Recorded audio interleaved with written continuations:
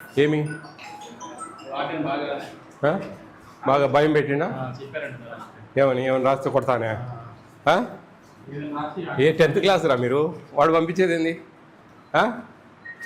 ఏం బాగున్నాయా హాస్టల్లో ఆ ఊరంతా చెప్తా ఉంది ఆడ అసలు సరిగ్గా పెట్టరు వరస్ట్గా ఉంటుంది ఆడ హాస్టల్ ఏం పిల్లలకి ఏం పెట్టరు సరిగా అని వాళ్ళు చెప్తా ఉంటే మీరు మటుకు బాగుంది అంటా ఉన్నారే మీ తమ్ముళ్ళ కన్నా బాగా పెట్టిరా మీరు ఎట్టా పోతా ఉన్నారు ఎన్ని గుడ్లు ఇస్తారు వారానికి డైలీ పెడతారా గుడ్డు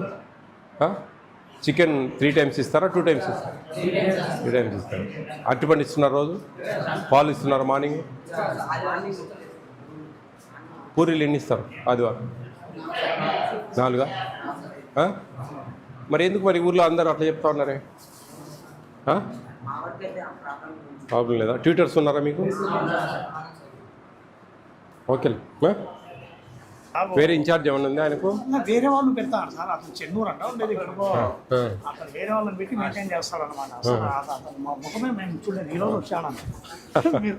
అది ఏం చేస్తాం రోజు రాలేము కదా సార్ ఎంతమంది ఉన్నారండి 97 వెరీ గుడ్ నెంబర్ ఎగ్గిచ్చారా మార్నింగ్ ఉంటున్నారా మీరు ఇక్కడే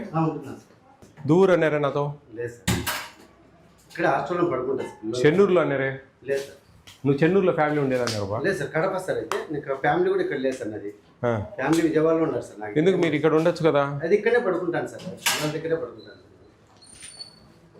మాకు చెప్పిన వాళ్ళంతా మీ మీద పగ కదా మీరు అసలు ఏదో హాస్టల్లో ఉండరు పిల్లల్ని అడిగే వస్తా ఉన్నా నేను పిల్లల్ని అడిగే వస్తా ఉన్నా బా ఏం కొంచెం బాగాలేదే వ్యవహారం చెప్పు నీకు ఇష్టం లేదని వేరే దగ్గర మార్పిస్తాం ఉండడంలే నువ్వు ఈ ఊర్లో ఎవరో పిల్లల ముఖాన ఆడ పడేసిపోతా ఉన్నారు వాళ్ళు సరిగ్గా పెట్టడంలే ఎన్ని గ్రాములు ఇస్తారు చికెన్ ఒకసారి అన్నీ బాగా తెలుసుకునేవు సంతోషం లేదా బాగా కొంచెం జీతం రావడం లేదా మరి వృత్తి మంది ఇదే కదా నువ్వు ఇక్కడ ఉండడం లేదమ్మా మీరు ఫ్యామిలీ ఊర్లో ఉండాలా మీరు యాడ్నో ఉంటే కుదరదు లేకపోతే ఈ హాస్టల్ ఉన్నా నువ్వు ఉండాలి ఏదో వారానికి ఒకసారి పోయి రావాలి అంతేగాని మీరు కంటిన్యూగా ఇక్కడ లేకుండా ఉంటే ఇబ్బంది ఊర్లో చాలామంది చెప్పారు నాకు అసలు ఏ రోజు ఉండడు ఆయన వాడనే ఉండడు అని